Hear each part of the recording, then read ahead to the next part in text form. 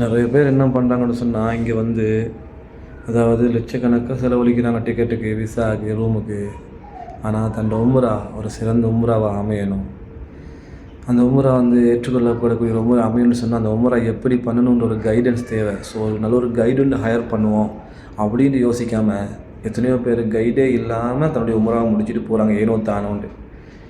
சிலர் வந்து உம்ரா இமாமே அல்லாதவங்க, அவங்களுக்கு இமாமத்துனா என்னென்னு தெரியாது, கைட் பண்ணுற ஒரு ஆளுமே இல்லாதவங்கள என்ன பண்ணுறாங்கன்னா உம்ராக்கு கைடாக பயன்படுத்துகிறாங்க. ஸோ கவலைப்படக்கூடிய விஷயம், நாங்கள் ஒரு ஆப்ரேஷன் பண்ணுறதுக்கு நம்மளோட குழந்தைய ஒரு டாக்டர் இல்லாத ஒப்படைக்க மாட்டோம்.